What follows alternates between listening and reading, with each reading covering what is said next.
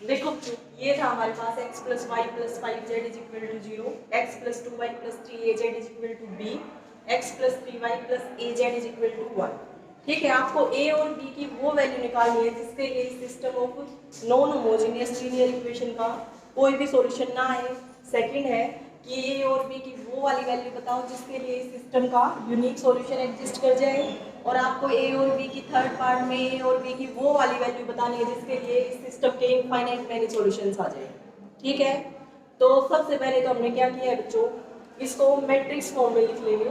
इसको matrix form में लिखने के लिए हम क्या करते हैं, ax is equal to b, यही होती है इसकी मैट्रिक्स फॉर्म, जहां पर जो a है बच्चों वो क्या है आपका कोफिशिएंट मैट्रिक्स बनती है।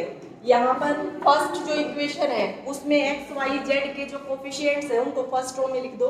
यहाँ पर क्या आएगा 1 1 5, ये आ गया आपका फर्स्ट रो में। उसके बाद सेकंड रो कैसे लिखी जाएगी, इसकी सेकंड इक्वेशन में जो x y z के कोफिशिएंट हैं वो लिख दो। यहाँ पर x का कोफिशिएंट 1, y का 2 और z का 3 है, तो ये आएगा यहाँ पे 1 2 3। उसके बाद जो इसकी थर्ड रो लिखी जाएगी वो जो यहाँ पर ये थर्ड इक्वेशन लिखी हुई है इसमें x y z का जो कोफिशिएंट है वो लिख दो आप 1 3 8। ये आ गई आपकी A मैट्रिक्स। ठीक है, फिर उसके बाद जो x बनेगा वो कॉलम मैट्रिक्स होती है बच्चों वेरिएबल्स की। ठीक है, यहाँ पर वेरिएबल है x y z, तो इनको कॉलम में लिख दो x y z, ये आपकी कॉलम मैट्रिक्स बन गई कैपिटल X। उसके बाद B, ये भी एक कॉलम मैट्रिक्स होती है जो राइट साइड में कांस्टेंट लिखे हुए ना आपके 0 B 1, इनकी जो कॉलम मैट्रिक्स बनेगी वो बन गई कैपिटल B मैट्रिक्स। ठीक है, सबसे फर्स्ट स्टेप यही रहेगा आपका, जो भी सिस्टम गिवन है उसको मैट्रिक्स फॉर्म में लिख लो। मैट्रिक्स फॉर्म में इस तरह से लिखा जाता है।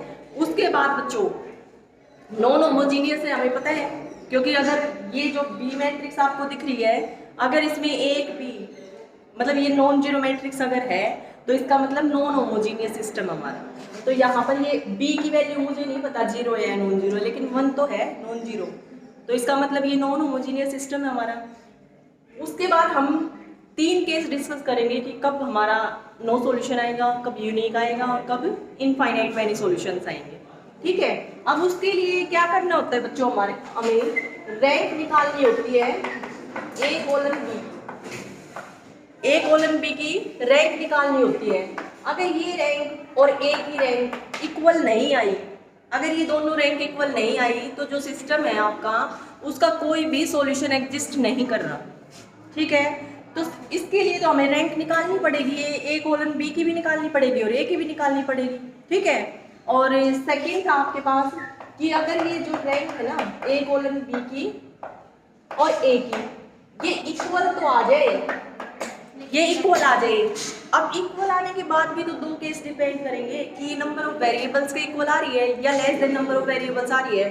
अगर ये आई बच्चों इक्वल आ गई नंबर ऑफ वेरिएबल्स के, मतलब नंबर ऑफ वेरिएबल यहाँ पे 3 है ना, तो अगर ये 3 के इक्वल आई तो उस केस में यूनिक सॉल्यूशन एग्जिस्ट कर जाएगा। और अगर ये रैंक आई आपकी लेस देन 3 तो उस केस में इनफाइनाइट मैनी सॉल्यूशंस एग्जिस्ट कर जाएंगे। ठीक है, ये तीनों ही केस हमें डिस्कस करने हैं, लेकिन ये तीनों केस तो तब डिस्कस करेंगे जब rank of A colon B हमारे पास हो और रैंक ऑफ A हो। ठीक है, तो सबसे फर्स्ट ये रहेगा हमारा कि हम रैंक निकाल लेंगे A कोलन B की। अब A कोलन B मैट्रिक्स लिख दी हमने, ये लिख दी। ठीक है, A कोलन B लिखने के बाद बच्चों हमें क्या करना है, देखो यहाँ पर तो मैंने ऑपरेशन बना लिया R2 पे R2 माइनस R1, तो तब ये सेकंड रो बन गई हमारी। अब A कोलन B की रैंक निकालनी है, वो रैंक निकालने के लिए हम इसको REF में कन्वर्ट कर रहे हैं और रो रैंक निकाल रहे हैं। ठीक है, REF में कन्वर्ट करने के लिए क्या होता है कि आप हर नॉन जीरो रो का फर्स्ट नॉन जीरो एलिमेंट देख लो, वो 1 होना चाहिए, वो आपका उस रो का पिवोट होता है। ठीक है, तो फर्स्ट जो आपकी नॉन जीरो रो है, फर्स्ट जो नॉन जीरो रो है वो ये है, इसका फर्स्ट नॉन जीरो एलिमेंट 1, ये हो गया फर्स्ट रो का पिवोट। ठीक है, उसके बाद सेकंड नॉन जीरो रो ये है, इसका फर्स्ट नॉन जीरो एलिमेंट ये है, तो यहाँ पर ये पिवोट हो गया।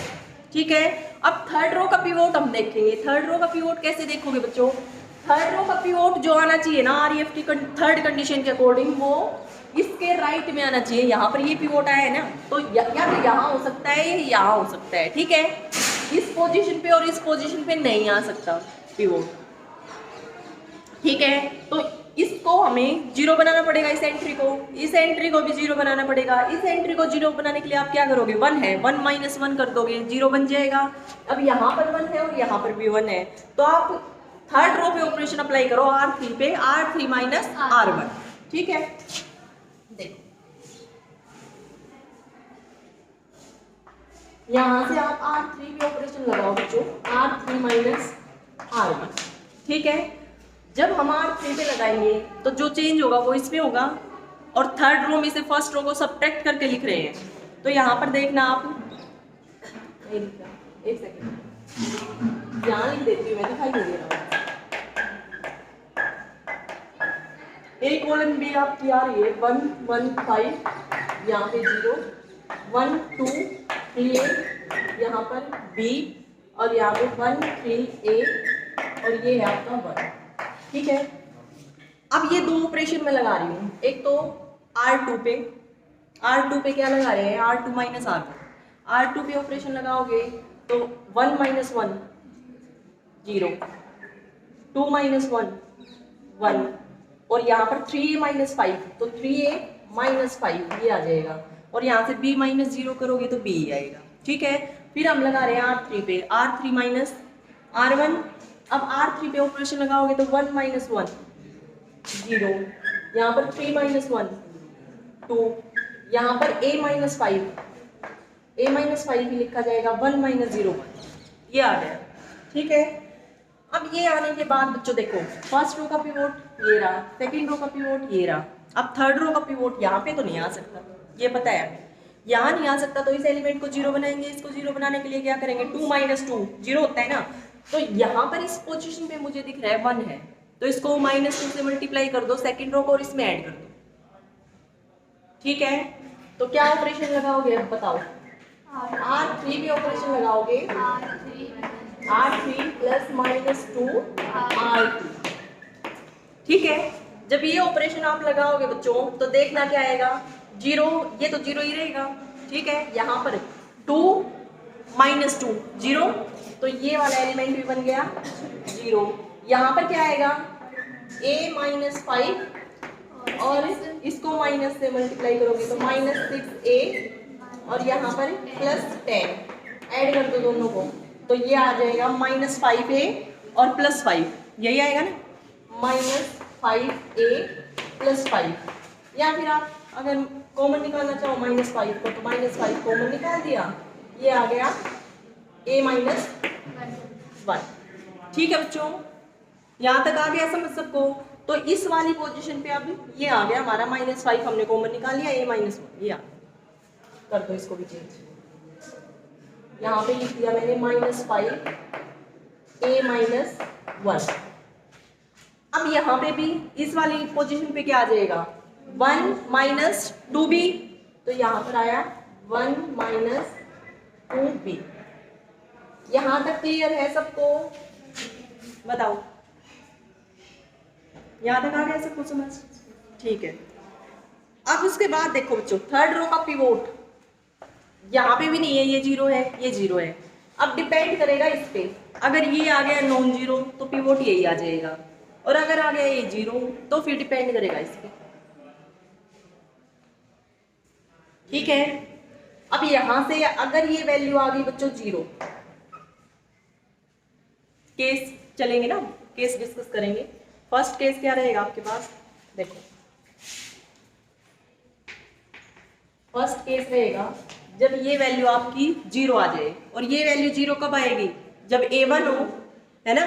तो जब आपका A1 हो, इफ A इक्वल टू 1, अगर A1 है बच्चों, तो उस केस में ये जो A कोलन B मैट्रिक्स है ये रिड्यूस हो जाएगी, बताओ किसमें, 1 1 5 0, फिर 0 1, A की जगह पे 1 पुट किया तो -2, और फिर यहाँ पर B एज इट इज, और थर्ड में आ जाएगा 0 0 0 1 माइनस 2। जब A आपने लिया 1, तो मैट्रिक्स रिड्यूस होके आ गई ये, ठीक है। अब एक बात बताओ, फर्स्ट रो का पिवोट ये रहा, सेकंड का ये रहा, थर्ड रो का पिवोट यहाँ हो सकता है अगर ये नॉन जीरो एंट्री आई तो, है ना, लेकिन ये तो डिपेंड करेगा ना बी की वैल्यू पे कि ये जीरो आएगा या नॉन जीरो आएगा।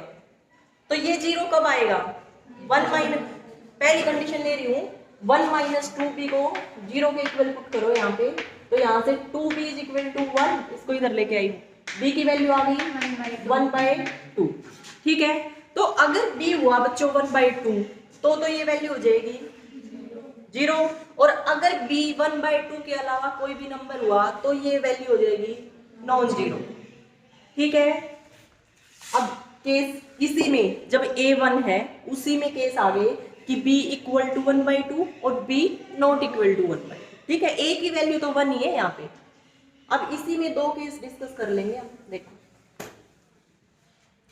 इसी का, जब हम b की वैल्यू क्या ले रहे हैं, if b is equal to 1/2, अगर a 1 है और b 1/2 है तो उस केस में जो a कोलन b मैट्रिक्स बच्चों वो क्या आएगी बताओ, a कोलन b मैट्रिक्स जो आएगी आपकी इस केस में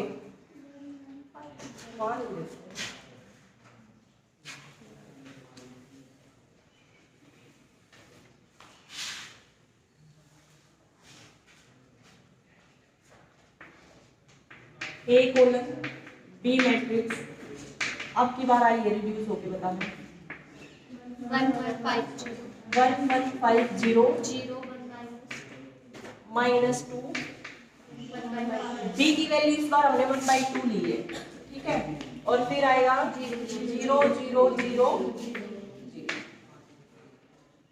a कोलन b मैट्रिक्स ये आ गई, कब आई है, जब a की वैल्यू 1 है और b की वैल्यू 1/2 है आपके पास, ठीक है।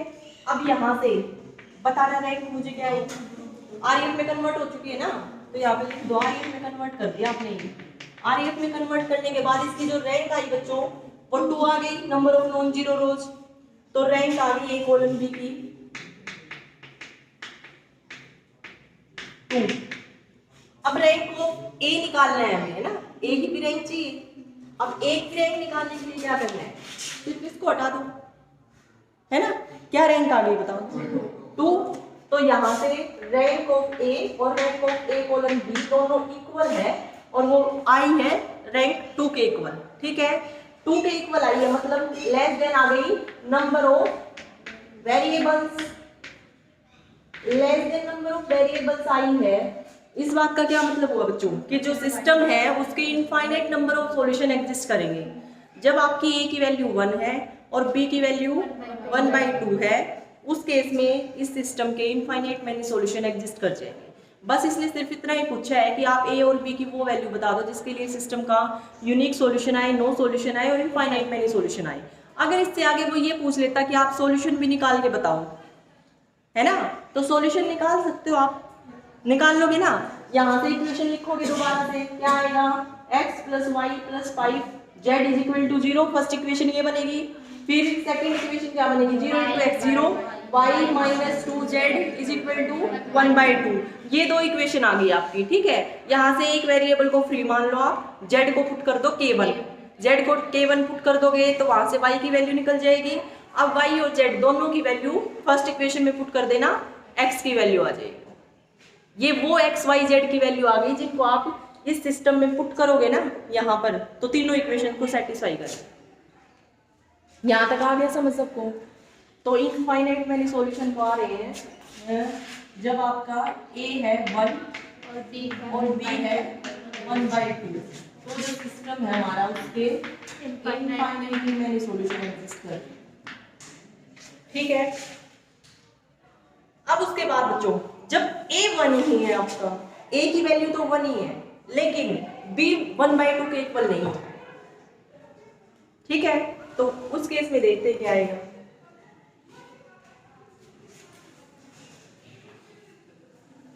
आपकी बार मैं ये लेके चल रही हूँ, if a is equal to 1 and b is not equal to 1/2, अगर b 1/2 के इक्वल नहीं है तो उसके अलावा कुछ भी हो सकता है, तो यहाँ पर जो एंट्री आएगी वो b ही लिखूंगी मैं, क्योंकि बी की वैल्यू नहीं पता, बस 1/2 नहीं है अभी, इतना पता है।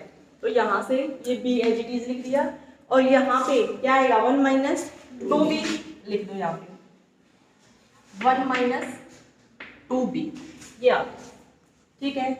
अब अगर b 1/2 के इक्वल नहीं है बच्चों, तो जो ये है ना 1 माइनस 2b ये आपका नॉन जीरो रहेगा, ठीक है, क्योंकि ये वैल्यू जीरो तभी आ रही थी जब b की वैल्यू 1/2 थी, लेकिन इस वाले केस में हम b 1/2 से अलग कोई नंबर लेके चल रहे हैं, तो यहाँ से ये नॉन जीरो आएगा आपका, ठीक है।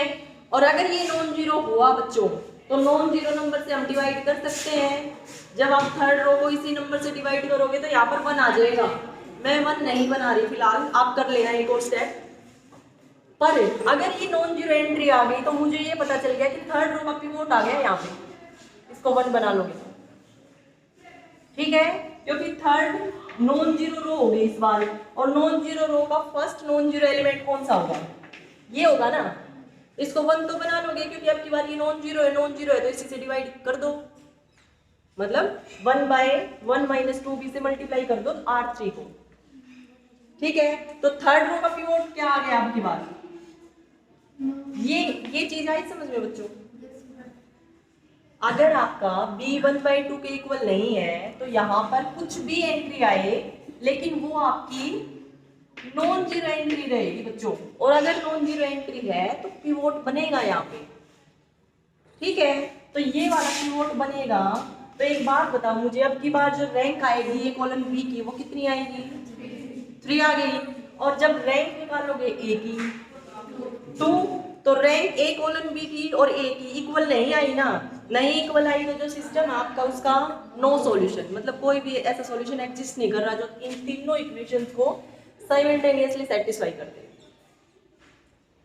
ठीक है। तो नो सॉल्यूशन किस में आया, जब आपका ए तो हो 1 और बी हो नॉट इक्वल टू 1/2, तो इस केस में सिस्टम का नो सॉल्यूशन। याद आ गया समझ सबको।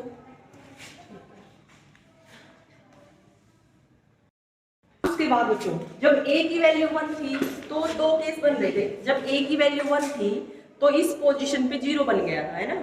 इस पोजीशन पे 0 बनने के बाद हमने ये देखा कि अगर ये 0 बना तो फिर यहाँ पे पिवोट नहीं आएगा, और अगर ये नॉन जीरो आया तो यहाँ पे पिवोट आ जाएगा। तो दो केस बन रहे थे, वो दोनों ही केस हमने देखे, एक में इनफाइनाइट सॉल्यूशन आ गए, एक में नो सॉल्यूशन आ गया। अब दूसरा यहाँ पर ये भी तो हो सकता है ना कि a1 ना हो, a1 के अलावा कोई नंबर हो, ये भी तो पॉसिबिलिटी है आपके पास। तो अगर a नॉट इक्वल टू 1 हुआ तो फिर b की हमें जरूरत ही नहीं, पिवोट यहीं पे आ जाएगा। अगर बच्चों एक केस ये हो सकता है ना आपका,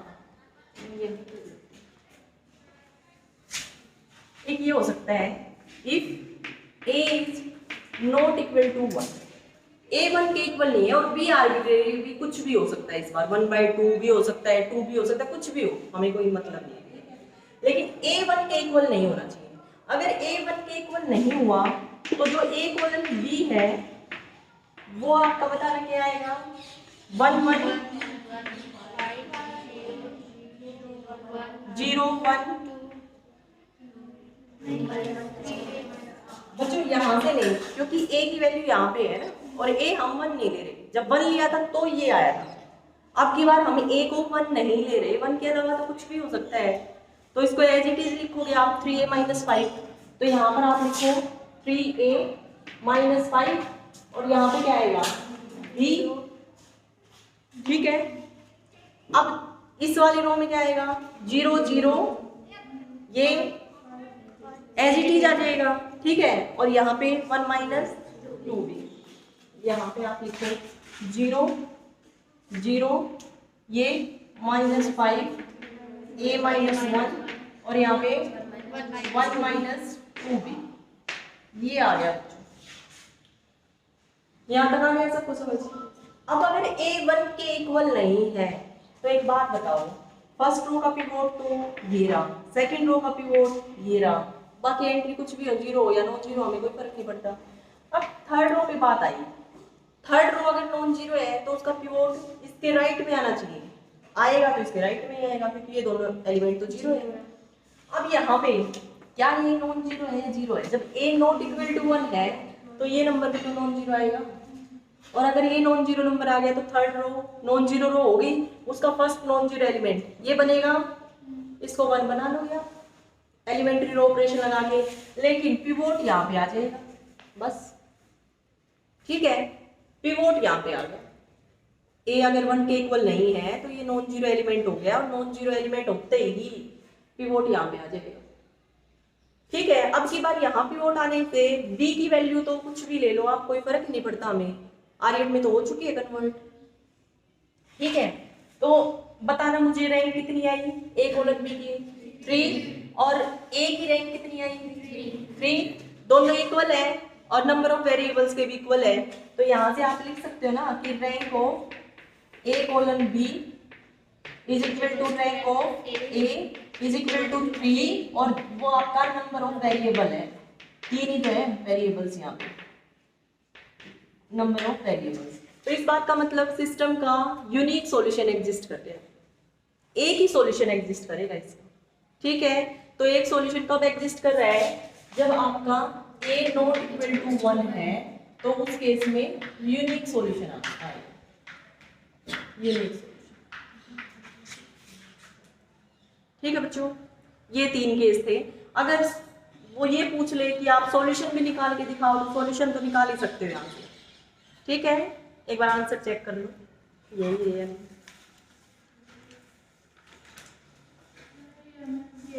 ठीक है, आ गया सबको समझ? तो ये इस तरह से करना था।